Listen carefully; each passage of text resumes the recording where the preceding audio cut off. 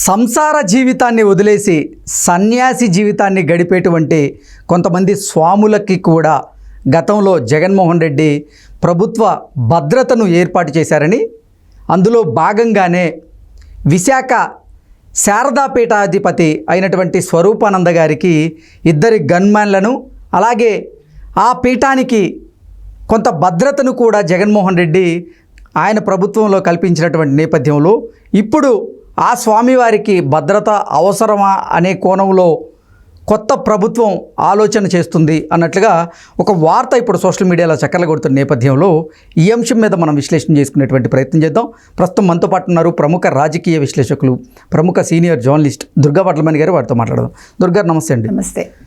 విశాఖ శారదాపీఠం పీఠాధిపతి అయినటువంటి స్వరూపానంద గారికి గతంలో జగన్మోహన్ రెడ్డి 2 గన్మ్యాన్లను, అలాగే ఆ పీఠానికి కూడా ప్రభుత్వ భద్రతను ఏర్పాటు చేసినటువంటి నేపథ్యంలో అసలు ఇప్పుడు కొత్తగా ఏర్పడినటువంటి ప్రభుత్వం ఆ స్వామివారికి ప్రభుత్వ భద్రత అవసరమా అనే దిశగా ఆలోచనలు చేస్తోంది అంటూ ఒక వార్త ఇప్పుడు సోషల్ మీడియాలో చక్కర్లు కొడుతూ ఉంది.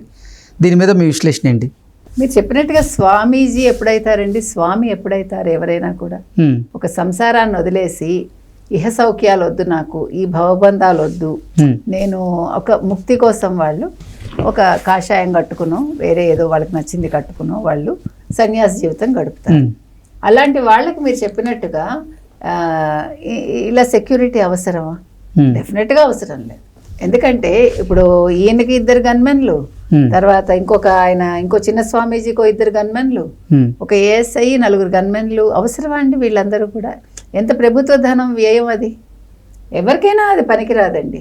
ఇప్పుడు నేను హిందూ మతంలో ఉన్నాను కాబట్టి నేను సమర్థిస్తాను అనడం కూడా తప్పే. ఎవరివైనా కూడా లేదు, నేను వేరే మతంలో ఉన్నాను మా వాళ్ళకి ఇచ్చిన రైట్ అనడం కూడా తప్పే. ఇక్కడ మతం మనకి సంబంధం లేదండి. సన్యాసి అన్న వాళ్ళకి ఇలాంటివి ఇవ్వక్కర్ల. అయితే మీకు గుర్తుంటే కనుక అయితే ఈ జగన్మోహన్ రెడ్డి గారు ఎందుకు ఇచ్చారు అని ఆలోచిస్తే ఆయనకి ఈయన పూజలు అవి చేయించారు. మీకు ఇదేంటది రాజశ్యామల యాగాలు చేయించాడు. అంటే ఈయన ముఖ్యమంత్రి అవ్వడం కోసం. మీకు తెలుసో లేదో చంద్రబాబు నాయుడు గారిని కూడా వాళ్ళు అప్రోచ్ అయ్యారు, మీరు రాజశ్యామల యాగం చేయించుకోండి అని. అప్పుడు ఆయన చేయించుకోలేదని మనం విన్నాం, తర్వాత విషయం మనకు తెలియదు. అయితే ఈ రాజశ్యామల యాగం చేయటం వల్ల ఈయన ముఖ్యమంత్రి అయ్యాక ఆయనకి 2 ఎకరాలు కేటాయించాడు. ఒక మంచి ప్రైమ్ ఏరియాలో అందాం మనం, అంటే అలా చెప్పుకోవాలేమో. ఈయన ఆశ్రమం చినముషిడివాడ అని వైజాగ్ లో ఉంటుంది. అక్కడ నుంచి ఆయన కార్యకలాపాలు ఎప్పుడైతే ఈయన దగ్గరికి జగన్మోహన్ రెడ్డి వెళ్ళటం మొదలు పెట్టారో, ఇప్పుడు ఈ ఉంటారు కదా ప్రభుత్వ ఉద్యోగులు కావచ్చు, లేకపోతే ఈ పోలీస్ అధికారులు కావచ్చు, ఐఏఎస్లు ఐపీఎస్లు, వీళ్ళు వాళ్ళు అని లేదు. ఎవరికి జగన్మోహన్ రెడ్డితో అవసరం ఉన్నా కూడా, ఈవెన్ కాంట్రాక్టర్స్ కూడా ఎవరికి వాళ్ళు ఆయన దగ్గరికి వెళ్ళటం, ఆయన ద్వారా వాళ్ళు తమ పనులు చేయించుకోవటం, ఇవన్నీ కూడా జరిగాయి 5 ఏళ్ళు. సో ఎప్పుడైతే వీళ్ళందరూ అన్నమాట వాళ్ళు పనులు చేయించుకోవటం మొదలు పెట్టాక ఏమైందంటే, ఎప్పుడైతే మనిషికి డబ్బు అనకూరుతుంది కదండి, మీకు పవర్తో పాటు మీకు ధనం కూడా వచ్చింది. తర్వాత కాంప్లికేషన్స్ ఎక్కువయ్యాయి. ఇప్పుడు ఏమవుతుంది, మీకు చేస్తున్నారు నాకెందుకు చేయరు, కొట్లాట్లు మొదలవుతాయి. మీకు ఒక సెక్యూరిటీ అప్పుడు అవసరమైందనమాట. అంటే తొడతొక్కిడి అయిపోతుంది, పెద్దవాళ్ళు వస్తున్నారు, సో సెక్యూరిటీ అవసరం. అంతకుముందు మామూలుగా ఉన్న ఆశ్రమం ఇప్పుడు ఒక ఇంటర్నేషనల్ లెవెల్లో అయిపోయిందనమాట. దాంతో సెక్యూరిటీ ఇచ్చారు. అయితే మీకు ఇదే స్వరూపానందేంద్ర మొన్న జగన్మోహన్ రెడ్డి ఓడిపోయాక ఒక స్టేట్మెంట్ ఇచ్చాడు ఆయన. జగన్మోహన్ రెడ్డి మంచివాడు కాదు, ఆయన గురించి ఏదో ఒక చిట్టా విప్పాడు ఆయన. సరే, అది మనకు అనవసరం. నేనంటాను, మీరు స్వామీజీలు, మీకు మంచి చెడుతో సంబంధం లేదు. మీ దగ్గరకు వచ్చిన వాళ్ళని మీకు ఇష్టమైతే ఆశీర్వదిస్తారు, లేకపోతే లేదు. కానీ ఈ రాజకీయాలంతా మీకు అవసరమా? ఈ బురదంతా మీరు అంటించుకోవాలా? మీరు పంకిలను వద్దు అనుకునే మీరు బయటకు వచ్చారు, మీరు ఒక సన్యాసి అయ్యారు, మళ్ళా మీకు ఈ రాజకీయ పంకిలం ఎందుకు మీకు? కాబట్టి సెక్యూరిటీ ఖచ్చితంగా తీసేయాలండి. మనమైతే చెప్తాం, అసలు ఈ సెక్యూరిటీలు అవసరం లేదు ఎవరికి కూడా. అంటే కొత్త ప్రభుత్వం కొలువుదీరిన తర్వాత అసలు జగన్మోహన్ రెడ్డి హయాంలో ఆయన ఎంత ప్రభుత్వ ధనాన్ని వృధా చేశారనేది అన్ని శాఖలకు సంబంధించి కూడా ఒక్కొక్కటిగా బయటకు వస్తున్నటువంటి నేపథ్యంలోనే ఆ రిషికొండకి బోడుగుండు కొట్టించి కొన్ని కోట్ల రూపాయలు వెచ్చించి విలాసవంతమైనటువంటి భవనాలను అక్కడ నిర్మించారు.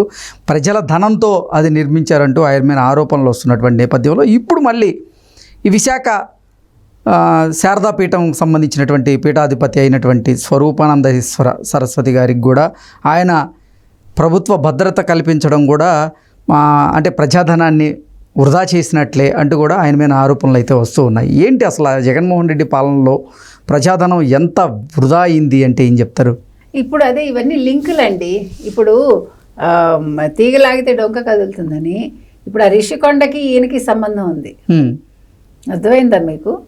ఎలాగా అని అడుగుతారు మీరు. ఇప్పుడు ఈ స్వరూపానందేంద్ర స్వామి చెప్పబట్టే ఆయన రిషికొండలో 500 కోట్లతోటి ఆ భవన సముదాయం నిర్మించాడు అని, ఆ మహల్స్ నిర్మించాడు అని, నువ్వు అక్కడి నుంచి పరిపాలించు, నీకేంటి, నీకు అద్భుతం, మహా అద్భుతం అని చెప్పాడు ఆయన. నువ్వు ముఖ్యమంత్రి అవుతావు, నువ్వు అక్కడ కట్టుకో, నువ్వు అక్కడ ఉండు అని ఆయన చెప్పాడు కాబట్టి ఆయన కట్టాడు అని ఒక కథనం ఉంది. మరి ముఖ్యమంత్రి ఎందుకు అవ్వలేదు? ఏమండి, వేణుస్వామి చెప్పాడు, ఆయన అయ్యాడా? వేణుస్వామి ఖచ్చితంగా బల్లగొద్ది చెప్పాడు కదా. ఇప్పుడు జగన్మోహన్ రెడ్డికి రాజయోగం ఉంది, చంద్రబాబుకి లేదు, పవన్ కళ్యాణ్కి లేదు, లోకేష్కి లేదని. కాబట్టి చెప్పేవన్నీ అయిపోతే మనం దేవుళ్ళు అయిపోతామండి. కొన్ని జరుగుతాయి, కొన్ని జరగవు. ఫ్లూక్ అనొచ్చు, లేదు మీరు నిబద్ధతతో చేస్తే కొన్నిసార్లు ఫలిస్తాయి. ఎప్పుడైతే మీరు ఇప్పుడు ఆయన స్వామీజీగా ఉన్నంత కాలం ఆయన వాక్కు ఫలించిందేమో, ఎవరు కాదంటారు? అంటే ఒక నిష్ఠతోటి ఆయన చేసినప్పుడు, ఆయన మొదట పరిచయం అయినప్పుడు జగన్మోహన్ రెడ్డికి ఆయన దగ్గర నియమనిష్టలు ఉన్నాయి కాబట్టి, ఆయనలో ఒక పవిత్రత ఉంది కాబట్టి ఆయన వాక్కు సిద్ధించిందేమో. ఎప్పుడైతే ఆయన కమర్షియల్ అయిపోయాడో అది పోతుంది కదండి. ఓకే, ఎవరికైనా అంతే. ఇప్పుడు మీరు నిజాయితీగా ఉన్నంతసేపు ఒక కృష్ణ వేరు, నిజాయితీ తప్పితే ఉండే కృష్ణ వేరు. ఎవరైనా అంతే, ఏ మనిషి అయినా. కాబట్టి స్వామీజీ ఎప్పుడైతే మారిపోయాడో, ఆయన ఇహలోకాలకు వచ్చేసాడో, ఇహలోక సుఖాలకు అలవాటు పడ్డాడో, ఆయన వాక్కు ఫలించలేదు. ఇప్పుడు వేణుస్వామికైనా అదే చెప్పాం మనం. వేణుస్వామి లాంటి వాళ్ళు సీజనల్ జ్యోతిష్యులేమో వీళ్ళందరూ కూడా. అంటే ప్యాకేజీ జ్యోతిష్యులు మనం చెప్పాలి. ఇప్పుడు package YouTube channels, package reporters ఎట్లా తయారయ్యారో అదే విధంగా వీళ్ళు కూడా తయారయ్యారు. సో ఇది ఇద్దరిది తప్పండి. అటు స్వామీజీది తప్పు, ఇటు వెళ్ళిన వాళ్ళది తప్పు. మనం ఎక్కువ ఆశపడి వెళ్ళటం మన తప్పు. మనం వెళ్ళి వాళ్ళకి కానుకలు ఇచ్చాం కాబట్టి వాళ్ళని భ్రష్టు పట్టించడం కూడా వీళ్ళ తప్పే. సరే, వాళ్ళు భ్రష్టు పట్టిస్తే పట్టించారు, నువ్వెందుకు భ్రష్టత్వంలోకి వెళ్ళాలి? సో అక్కడ నీకు నీ మీద కంట్రోల్ లేదు కాబట్టి నువ్వు స్వామీజీవిగా తగవు అనమాట. సో ఇవన్నీ ఎలా చూసినప్పటికీ కూడా ఈ రోజు వైజాగ్ సెంటర్ ఆఫ్ ఇది అవ్వటానికి కారణం స్వరూపానందేంద్ర సరస్వతి అని మనం చెప్పాలండి. లేకపోతే ఒక చక్కటి రిషికొండని అక్కడున్న పున్నమి రిసార్ట్స్ అంతా బదులు కొట్టించి ఈ రోజు అట్లా కట్టించాడు. దానికి సాక్షి యాంకర్ ఏం మాట్లాడుతున్నాడండి, పిచ్చెక్కి మాట్లాడుతున్నాడు అసలు. ఇప్పుడు జగన్మోహన్ రెడ్డి వాళ్ళే ఏంటంటే ఒక ఎమ్మెల్యే కదా, ఎమ్మెల్యేకి ఎంత ఇస్తారండి? ఓ 2 గన్మెన్లు ఇస్తారు అంతే కదా. సో ఆయన రూపాయి శాలరీ తీసుకుంటారు, రూపాయి శాలరీ కూడా ఆయన పాప ఇవాళ సాక్షి యాంకర్ గారు ఆ బాధపడిపోతున్నాడు. ఆయన ఏంటంటే ఆయన ఇంటి ముందు సెక్యూరిటీ తీసేసారట, ప్రతి వాడు వెళ్ళిపోతున్నట్ట ఆయన ఇంటి ముందు. అసలు మీరు ఆ వీడియో చూస్తే మీ కళ్ళు తిరిగిపోతాయి, వింటే కూడా మీకు పాపం గుండె ద్రవించిపోతుంది అట్లా. ఇక దీని గురించి అంటాడు 500 కోట్ల దాని గురించి. అంటే వీళ్ళందరూ ఎట్లా వీళ్ళు ప్రజల్ని ఇది చేస్తున్నారు అంటాను మనం మాట్లాడుకోండి. ఈ స్వామీజీలో పక్క ఇలాంటి reporters who ever it is వీళ్ళందరూ ఎలా మాట్లాడుతున్నారు మనం చెప్పుకుంటున్నాం. కాబట్టి అక్కడ 500 కోట్ల దానికి అంటాడు. అది ప్రభుత్వ భవనం కాబట్టే మీరు వెళ్ళగలిగారు, అది ప్రైవేట్ భవనం అయితే మీరు వెళ్ళగలరా? మీ కాళ్ళు విరగొడతారు. ఎవరు విరగొడతారు? Private security విరగొడతారు. అంటే వీళ్ళు ఎలా మాట్లాడుతున్నారంటే వాడు బాధపడిపోతున్నాడు వాడు. ఇంతకీ ఈ స్వరూపానంద గారికి ఇప్పుడు వచ్చినటువంటి కొత్త ప్రభుత్వం ఆయనకి ప్రభుత్వ బాధ్యతని ఉంచుతుందా లేకపోతే తీసేస్తుందా అంటే ఏం చెప్తారు? అదే నిన్న దాని మీద వాళ్ళు వివరాలు అడిగారటండి. అంటే ఎంత ఖర్చు అవుతుంది ఈయన సెక్యూరిటీకి, అవన్నీ చూసుకున్నాక అసలు పెట్టాలా అక్కర్లేదా, సెక్యూరిటీ ఇవ్వాలా అక్కర్లేదా, అప్పుడు ప్రభుత్వం నిర్ణయిస్తుంది. అంటే ఇప్పుడు వాళ్ళకుండే బాధ్యతల్లో ఇదో కొత్త బాధ్యత యాడ్ అయిందనమాట. ఓకే అండి, థ్యాంక్ యూ సో మచ్.